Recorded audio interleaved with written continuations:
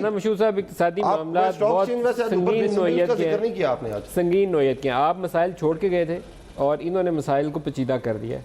आपने tax revenue इकट्ठा किया था, एक्सपोर्ट नाकामी थी आपकी मुकम्मल तौर पर, आप लार्ज करंट अकाउंट डेफिसिट छोड़कर गए थे, लेकिन टैक्स रेवेन्यू आपके दौर में डबल सारी चीजें गिरवी भी रख गए सर। तहरीक इंसाफ वालों ने दोनों काम खराब कर दिए। इनका 500 अरब रुपए का टैक्स रेवेन्यू में शॉर्टफॉल है, एक्सपोर्ट में नेगेटिव ग्रोथ है इनकी, इंपोर्ट्स कट है।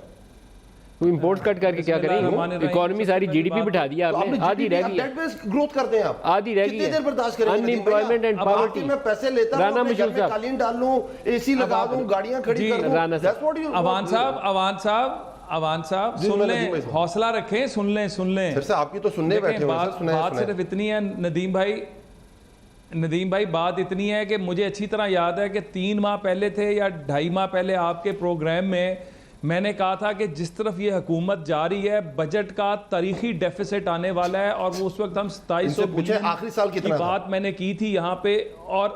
और इसके अंदर जो है इन लोगों का कसूर, ये पूछते हैं ना कि कसूर क्या है।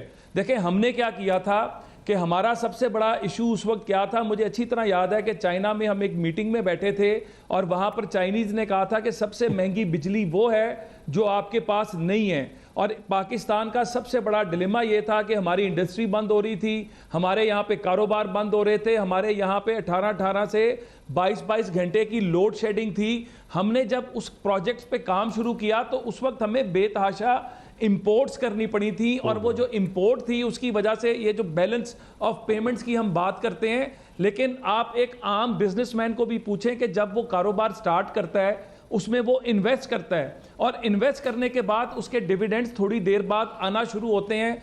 बदकिस्मती ये है कि हमने इन्वेस्टर कॉन्फिडेंस को बहाल किया, हमने इंडस्ट्री को अपने पैरों पर खड़ा किया, हमने लोड शेडिंग का खात्मा किया, हमने दहशत गर्दी के ऊपर इतनी बड़ी इन्वेस्टमेंट करके उसका खात्मा किया, और इन सारी चीज़ों के डिविडेंड, और ये जो बहुत बात करते हैं कि हमने सड़कों पे पैसे लगा दिए।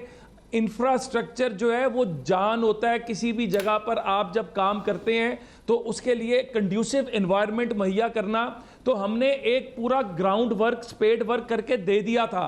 इन्होंने आते ही क्या किया कि इन्होंने आते ही इनके प्राइम मिनिस्टर साहब ने जब चाइना में, मलेशिया में खड़े होकर कहा कि पाकिस्तानी चोर हैं, पाकिस्तानी जो हैं ये करप्ट हैं, तो किसने यहां पर आकर इन्वेस्टमेंट करनी थी? वो जो इन्वेस्टमेंट हो भी रही थी यहां पर पूरी दुनिया से, वो भी रुक गई। आपने आज फिगर्स बात करनी इकोनॉमी पे।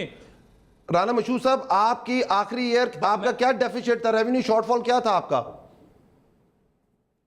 देखें, मैं 2 चीजें जेन में रखिएगा। 2 चीजें मैं आपसे क्लियर कट क्वेश्चन पूछ रहा हूं, कितना रेवेन्यू शॉर्टफॉल था पिछले 10 साल में, कितनी दफा आप लोगों ने उसको अचीव किया, मुझे वो बता दें।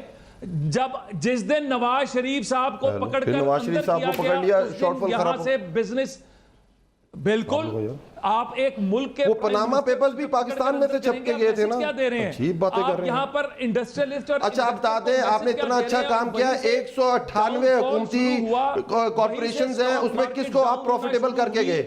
आपने इतना काम किया ना, 198 हमारे इदारे हैं, उनमें से आप किसको प्रॉफिटेबल करके गए ये बता दें। कोई एक इदारा बता रहे जो इंपोर्ट बेस्ड नहीं है, लेट्स सपोज। मुझे आपकी आवाज कट गई है, अब नहीं आएगी आपको मेरी आवाज। क्या करें नदीम भाई, आप ही पूछ रहे हैं इनसे कि 198 आपके स्टेट एंटिटीज हैं जो आपकी गवर्नमेंट फंडेड होती हैं या कॉर्पोरेशंस होती हैं, एक इदारा ये बता दे जिनको ये प्रॉफिटेबल कर। मैं खोजा साहब की तरफ जाऊंगा। ये 1.4 ट्रिलियन का वो जो सर्कुलर डेट थे वो छोड़ के गए थे। 1.4 ट्रिलियन साल में कितना सम अप किया था? नहीं, मैं आपको रकम बताता हूँ। 1.4 ट्रिलियन नहीं, 1.2 ट्रिलियन का ये छोड़ के गए थे, 1200 अरब का। आपकी हुकूमत के 9 माह के अंदर, now it is 1.6 trillion, 1600 Arab.